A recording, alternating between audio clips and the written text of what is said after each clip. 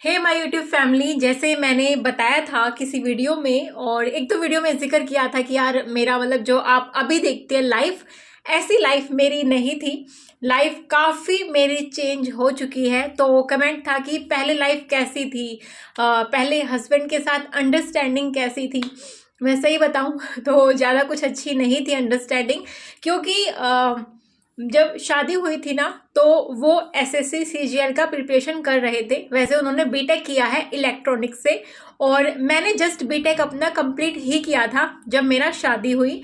और मेरे को ये था कि मेरे को ना जॉब करना है, प्राइवेट जॉब करना है। मेरे को सरकारी जॉब का, गवर्नमेंट जॉब का कोई इंटरेस्ट नहीं था, ना इतना नॉलेज था। मैं सही बताऊं कि एसएससी सीजीएल कोई एग्ज़ाम होता है या यूपीएससी भी कोई एग्ज़ाम होता है, क्योंकि मैंने कंप्यूटर में ही डिप्लोमा किया था, कंप्यूटर साइंस से ही बीटेक किया था।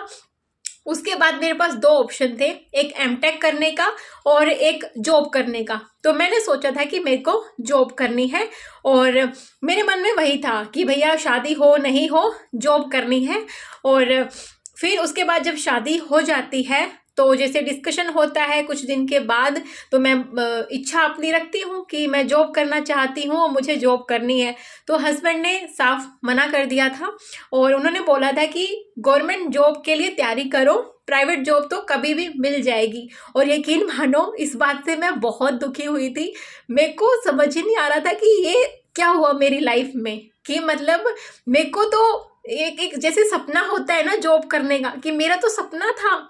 मैंने तो बीटेक ही इसलिए किया था कि मेरे को किसी कंपनी में जॉब करनी है ना।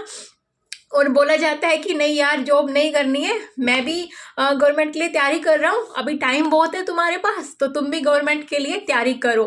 तो कुछ दिन तो मेरे को कुछ समझ में ही नहीं आया कि मैं क्या करूँ।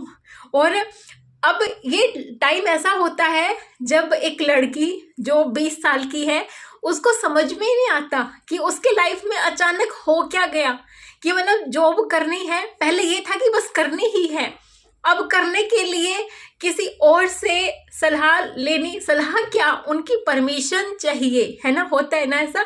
तो देखो मैं ये नहीं कह रही कि वो गलत थे, उनकी बात भी कहीं ना कहीं उनके हिसाब से ठीक थी कि भैया प्राइवेट जॉब के लिए टाइम काफ़ी है, कभी भी कर सकते हैं, जब तक उम्र है गवर्नमेंट के लिए तैयारी करना चाहिए। लेकिन मैं ऐसी लड़की जिसने कभी सोचा ही नहीं गवर्नमेंट जॉब के लिए, कभी, जिसका सब्जी वाले भैया आगे बाहर, और चलो कोई बात नहीं, मैं कंटिन्यू करती हूँ, पीछे आवाज़ आएगी तो आप बेयर कर लेना, ठीक है।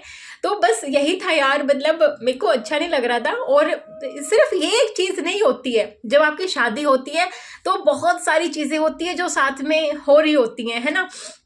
बहुत सारा कन्फ्यूजन, है ना, अंडरस्टैंडिंग, मदर इन लॉ के साथ अंडरस्टैंडिंग, बहुत सब कुछ साथ में चल रहा होता है।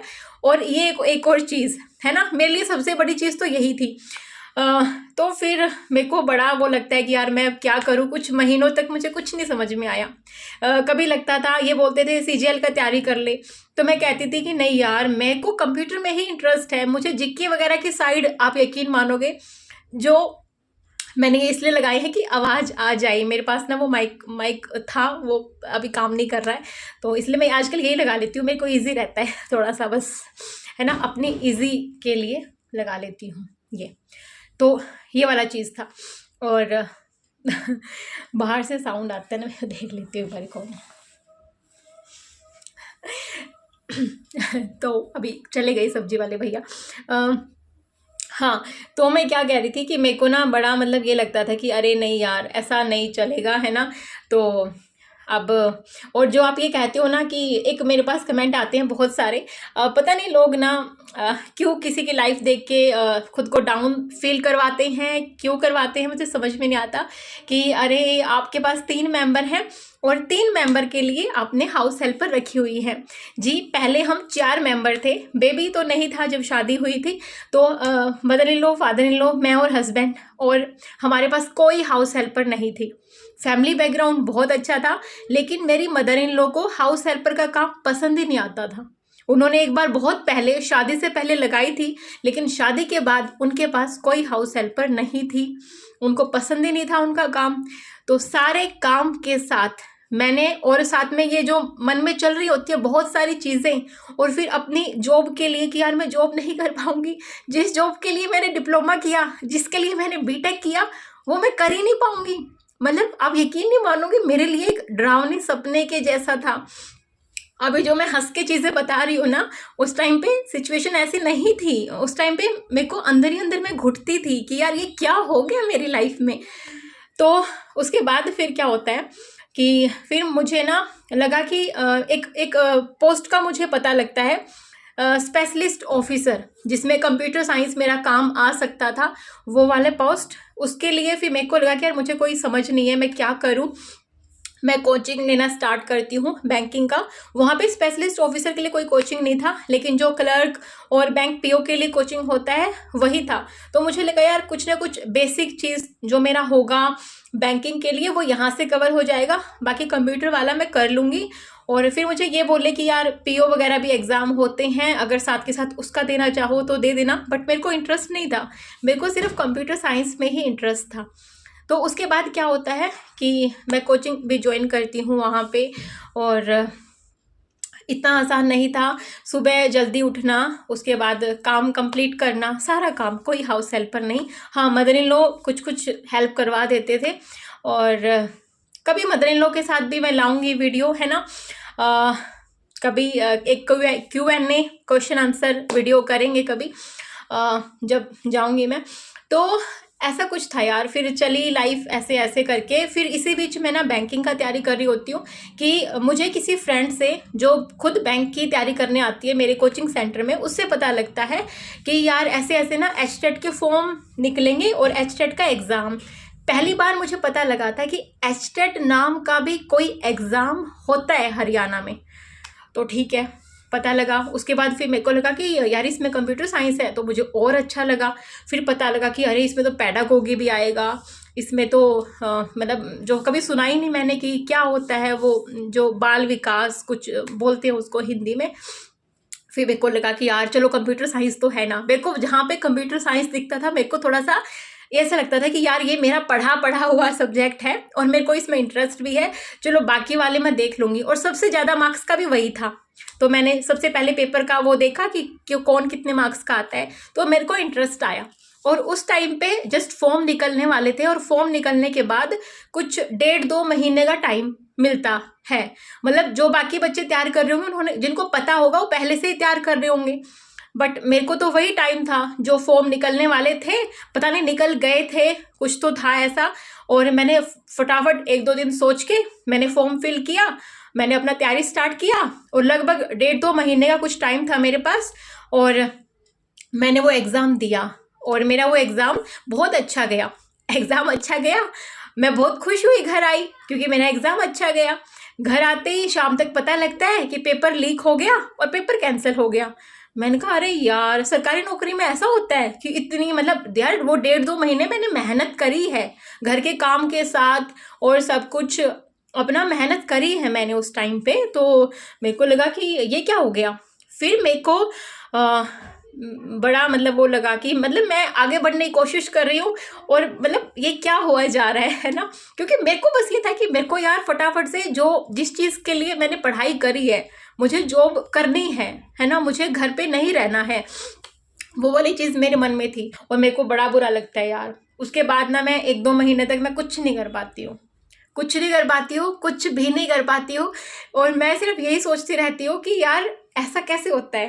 मतलब प्राइवेट नौकरी के लिए मना कर रहे हैं और गवर्नमेंट नौकरी में ऐसा हुआ जा रहा है। उसके बाद फिर कुछ नवंबर में ये एग्ज़ाम हुआ था, किसी को याद हो तो HTET का 2015 में, 14 में मेरी शादी हुई थी, 16 में फिर से ये एग्ज़ाम होता है। कुछ अप्रैल के आसपास की कब होता है, उस टाइम पे भी मैंने कुछ 1-1.5 महीना पढ़ाई करी है, और जितना पहले करी थी उससे कहीं कम ही करी है। क्योंकि मन में जो आत्मविश्वास था ना फर्स्ट टाइम पे, जितना मैं उस टाइम पे 1.5 महीने में कर पा रही थी, उतना अब की बार नहीं आ रहा था। जो आप लोग बोलते हो ना कि यार ये मतलब ऐसा हो रहा है कि डिमोटिवेट हो रहे हैं, तो सेम हो रहा था, पूरी डिमोटिवेटेड थी। लेकिन बस किसी तरह मन में ना क्या आता था कि नहीं यार करना है करना है। तो बस जब वो आता था ना तब पढ़ाई होती थी। और फिर भी मेरा ये एग्ज़ाम जो है बहुत अच्छे से हो जाता है और 90 मार्क्स चाहिए होते हैं, 105 मार्क्स मेरे आते हैं। लेकिन जब तक ये एस्टेट का रिजल्ट आता है तब तक इसी बीच के टाइम पे मेरे हस्बैंड की जॉब लग जाती है। बड़ी खुशी की बात थी कि उनकी गवर्नमेंट जॉब लग गई और उनको ना महाराष्ट्र में रत्नागिरी उनका ज्वाइनिंग हो गया।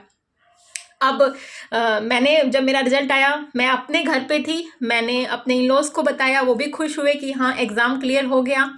लेकिन फिर ये था कि यार अब हस्बैंड के साथ जाना है और ऐसा था कि अभी जो ये जॉब में अगर रहेंगे तो महाराष्ट्र के साइड के ही कैडर उनको मिलेंगे, इनकम टैक्स में उनका जॉब हुआ था। तो फिर भैया फिर हरियाणा वाले एस्टेट को तो भूल जाओ, क्योंकि हरियाणा वाला एस्टेट तो महाराष्ट्र में जाके तो नहीं काम आएगा। तो मैं भी भूल गई। मेरे को वो घर पे मदर इन लॉ ने बताया किसी दिन, कुछ महीनों बाद हम जब शिफ्ट हो गए, कि ऐसा कोई मार्कशीट आया है एस्टेट का। तो मैंने कहा हाँ ठीक है, अच्छा है, रख लो आप। क्योंकि अब ये था कि यार अब क्या करना, उसका क्या करूँ मैं। तो ये एक छोटी सी चीज़ मैं बता रही हूँ कि ऐसा था, मतलब जो आप ये बोलते हो ना कि हस्बैंड के साथ जो अंडरस्टैंडिंग है वो अभी इतनी है, तो पहले इतना नहीं था यार। पहले मैं अपनी चीज़ें समझा नहीं पाती थी कि वो समझ नहीं पाते थे, ना सोच मैच होती थी, कुछ भी नहीं था। लेकिन जब धीरे धीरे धीरे धीरे जब मैच्योरिटी आती है, कहीं ना कहीं उनमें भी मैच्योरिटी आई, मुझ में भी आई, चीज़ों को अपना स्टैंड लेने के लिए जब मैंने सोचा कि हाँ यार ऐसा होना चाहिए। लाइक अभी जब मैंने यूपीएससी का स्टार्ट किया जर्नी, मैं अच्छा खासा अर्न कर रही थी और वो सब छोड़ के डिसीजन लेना कि नहीं यार मुझे ये करना है और ऐसे जाना है, तो वो चीज़ें मैच्योरिटी के साथ ही आती हैं कि लाइफ में अभी कैसे आगे बढ़ना है, बाहर निकल के कुछ करना है, क्या स्टेप लेना है। तो ये वाली चीज़ें होती हैं। तो ये मैंने एक छोटा सा आपको एक पार्ट बताया है अपनी लाइफ का कि कैसे थी लाइफ पहले, जो आप अभी देखते हैं इसका तो आप 360 डिग्री उल्टा समझ सकते हैं। बिल्कुल मतलब ऐसे, मतलब एक लड़की जिसमें आत्मविश्वास तो बहुत था पहले, क्योंकि मेरे को मतलब लगता था कि हाँ यार मैं लाइफ में कुछ अच्छा करूँगी और मैं कर सकती हूँ, ऐसा पोटेंशियल लगता था। लेकिन वो आत्मविश्वास खो गया था। मतलब ऐसा लगता ही नहीं था कि यार अब मैं कुछ कर सकती हूँ। लेकिन एक जो खुद को पुश करने का चीज़ था ना, वो मेरे अंदर स्टार्टिंग से है कि नहीं यार मतलब खुद से थोड़ा सा और कुछ करते हैं, मेहनत करते हैं। तो वो वाली चीज़ मेरे अंदर थी। वो वाली चीज़ कभी गई नहीं और कभी जाएगी भी नहीं कि ये नहीं तो कुछ और सही है ना, कुछ और अच्छा। लेकिन जैसे जैसे मैं लाइफ में इस तरीके से बढ़ती गई ना, तो भगवान जी ने मुझे वो सब दिया जो मैंने लाइफ में कभी सोचा भी नहीं था, है ना। मैंने कभी लाइफ में नहीं सोचा था कि मेरी ज़िंदगी इतनी सेट हो जाएगी ऐसे कि मैं ऐसे अर्न कर पाऊँगी और ये सब चीज़ें। तो मतलब सही था। मतलब ये था मेरा एक छोटा सा, मतलब अपनी लाइफ का ये मैंने आपको 10% हिस्सा जो है बताया है कि ऐसे थी कुछ लाइफ। तो ये था।